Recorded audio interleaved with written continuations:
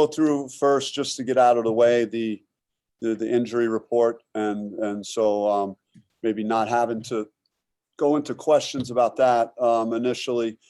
So today, Marcus again was a limited participant, but he did do more than he did prior to our UCLA game. So he's getting closer, and when I say that, he's gonna go through shoot around tomorrow. He's gonna go through pregame warm up. He's gonna see how he feels, and he'll make a determination.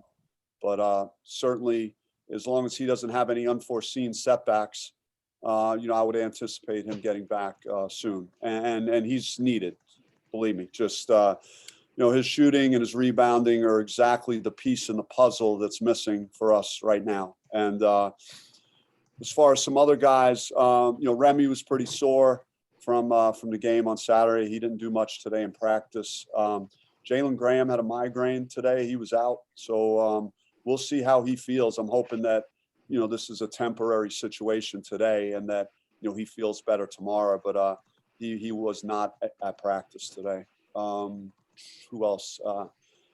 Alonzo Verge, if you saw, he had a thigh bruise in the UCLA game. So he came out for a period of time. In that game, he was on the bike. That thing got a little stiff over the weekends. So he was fairly limited today. And then I guess the last guy is Josh. Josh is doing PT. He's transitioned into that now, and he's going to be working, with physical therapists on campus. And I don't have a specific timetable for his return. All right, Michelle, you want to lead it off? Hey, I'll start. Obviously, with 3 games in this week, Bobby, you want to kind of have a lot of depth. You want to maybe play a lot of guys, which is easier said than done when you don't have a lot of guys available. But how do you manage given the 3 games this week? Well, I mean, you're just it's kind of a reminder of our Arizona back-to-back. And, you typically don't do this in a normal season, but we're doing it this year. This year has been anything but normal. So, we'll see Washington 2 games in a row. They're playing better. I think you throw out records, because if you ask UCLA if they thought we were what are we, 7-11, a 7-10 team or 7-11 team, they probably would say no, based on how we performed in our last game. So Washington's won 2 out of 3. They played very well versus Cal defensively, held them to 26% shooting and 51 points. So, they're playing better, and so we have to be ready. And that's why just managing the guys today and getting the recovery we need. And we got a lot of skill work in today and not a lot of live work to make sure that we're healthy going into a stretch for us. And I talk with the team about just, trying to gain some momentum, trying to, we potentially could still play 6 regular season games if everything goes to plan. And I remember a similar scenario in my second year at Buffalo. We had just lost a heartbreaking game at the buzzer to go 5-5 in the conference. And we won 6 straight from that point. And then we won 2 more in the conference tournament. We won 8 straight games and went to the NCAA tournament and played West Virginia. So certainly at this time of year, you want to be starting to gravitate towards playing your best basketball. And I think for 33 minutes against USC, we did. And for about 38 minutes, we did against UCLA. So it's we played some of the best basketball in the last 2 games that we played all season. Bobby, did you share that Buffalo story with the players? And what's their response been despite some of these tough losses that you guys have taken and trying to power through it? It's hurt. There's certainly pain, and the locker room was fairly deflated, after the way we lost. And but there was some time in between. Yesterday was an off day, and today we got back on the floor, and it didn't feel like there was a lingering effect to how we lost. But I think it's encouraging, and the guys should take it the right way to know that you have to strive to play your best. I know, this business is about winning and losing, and that's important. That's why we play the games, or else it wouldn't matter. We just wouldn't bother keeping track of who wins and loses. But at the same time, you want to strive to be playing well and playing your best. And I think we came pretty close to that, for this particular season in our last game.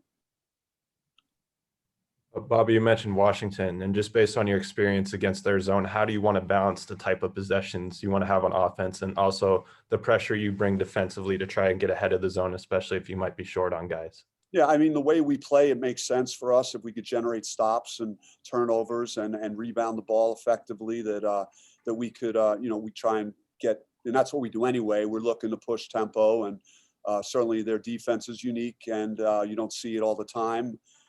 It's a little bit different than in years past in terms of their personnel. They might not be quite as big in that zone as they've been, and have guys that are hunting steals like Thibault and different players they've had in the past playing it. But, but we did work on it some, and the limited amount of live work that we did, we worked against their zone today. Bobby, I know in the preseason you talked about Jalen Graham trying to do a better job defending without fouling, and I know that every game has its certain circumstances, but the fact that it did foul in the last 2 games, do you feel is an aberration of his overall performance on defense this year? Well, I think his first foul was not a foul. I mean, he grabbed the ball, and it was a tough call. His second foul was Jalen House trying to save a loose ball that he ended up throwing back towards their basket. And then Jalen was in a really bad spot, and he got a foul there. To start the second half, there was a cross screen that Remy needed to sit and bump that cutter, and he didn't. So Jalen wasn't able to get in the proper position with Riley, and he was in a terrible spot. So some of those fouls were beyond his control and technically really weren't his fault. And his fourth foul, I felt, was a frustration foul for him. And then from that point, he had just been on the bench so long that he was kind of a tough night. But I'm almost kind of just going to look in the rear view mirror on that one and hope that, that he gets back to playing and getting some consistent minutes tomorrow night. Hey, Coach. John Olmstead obviously has seen an increase in minutes and playing time. Just what have you thought of his performance so far in these past couple of games when he's really gotten into the rotation? Yeah, it's funny how life works with John, because now like my expectations for him have gotten higher, because I've seen him do some things out there, to rebound the ball. He had 5 rebounds in I believe the USC game, and he needs to rebound better late in the game, so we talked to him about that. His charge was fantastic, the way he rotated at a key moment to get that charge. And, he's got to be ready, because, if we get Marcus back, certainly I could shuffle Kamani to the 5 some with Marcus at the 4, but, and then have a little more depth at the 5 spot. But, John's got to, continue to keep himself ready to play. Bobby, I also have a question about Jalen. Earlier in the year, before the mono, he looked a little tentative, a little unsure about maybe his role or his fit within the offense. And then lately, this past weekend aside, he's looked more aggressive and looking for his offense. What's been his journey from getting to where he was early in the season to where he is now? It's just as far as that on a confidence level. Yeah, I think that he's just made more of a commitment. I mean, he talked about, like, I saw a different player on the practice floor. He was had so much more life to what he was doing. And, I think he was trying to just solidify the paint more and go after the rebounds, offensive rebounds, defensive rebounds, rotating over to block shots, doing a lot of things that we anticipated him doing at a better clip earlier in the season. But, so again, I kind of, the UCLA game is a throwout game for me.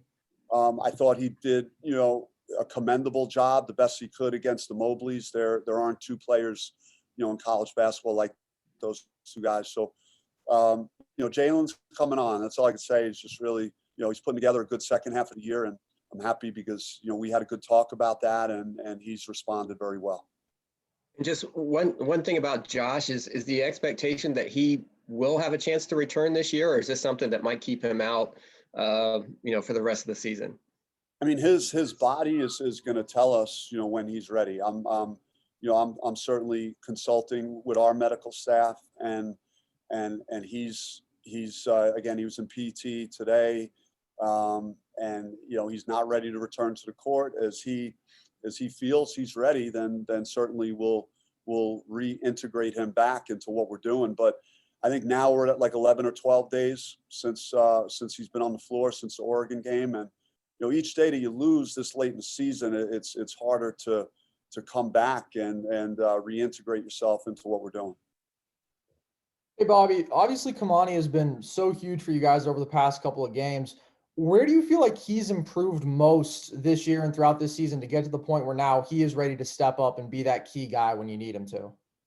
Well, Kamani, I touched on, I think, the importance of him making a technical change in his jump shot. And, he's trusting his pull-up jump shots, and he was 8 for 10 from the free throw line. So one minor adjustment, I think, has unlocked, his whole game. Like he's a more confident player. He's, defensively, he's probably our best rotation defensive player, just getting charges.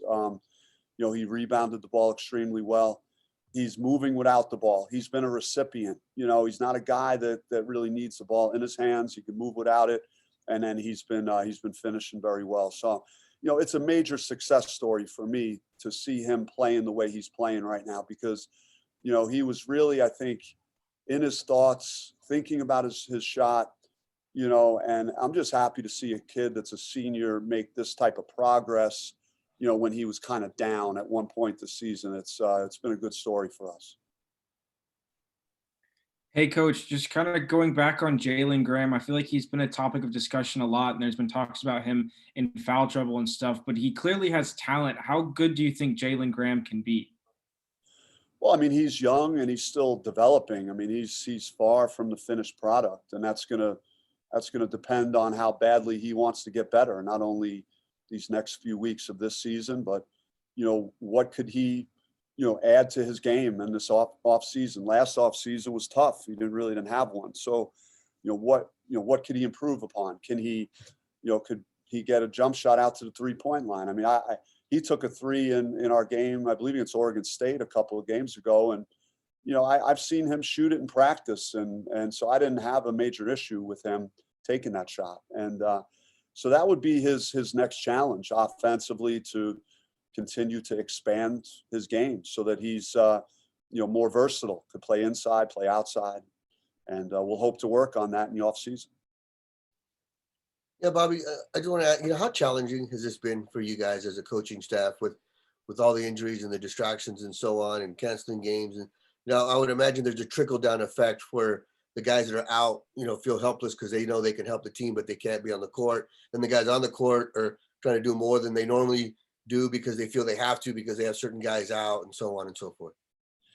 Yeah, again, I'm have total respect for the courage our guys have shown. Now they've they've stepped up to the plate. It's been, again, a year that we had very high expectations, and I didn't run from those and try and downplay them. And I so we have not lived up to our potential in terms of our record and what our vision was for this year. But I mean, we could go through all the press conferences I've had and all the discussions about all the obstacles and the problems that we've had. So we've probably had as problematic a season as anybody in the country.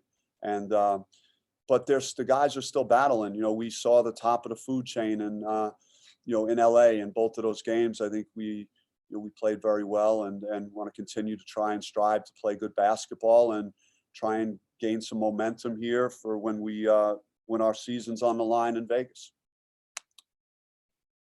Ethan, last one. Hey, Coach, we talked about foul trouble. Has there been anything you've talked about to bigs about foul trouble? Because it seemed to kind of be a reoccurring problem throughout the year where they've been on the bench rather than making a difference in the paint. Well, I think that, again, when you're talking about a big like Cody Riley, he's a really tough matchup for our guys. Our guys are a little leaner, a little more mobile, and then I think I went through Graham's fouls with you and kind of said, hey, 2 of those really were not his responsibility, and it was an error by someone else. So we got to try and avoid those situations if possible. And again, that's Chris was in a similar situation with obviously with the fouls, but he his came really quick. You know, he was not really in foul trouble, and in a flash he was. So yeah, we gotta try and avoid that, especially at that position. I think that's our thinnest position on the team, and that's why getting Marcus back as soon as possible really matters. Like he will help our rebounding, our interior defense, our shooting, our athleticism. Just he checks a number of boxes that would help support that 5 position in the post. Everybody good? Thanks, Coach. Thank you, Thanks, guys. Coach.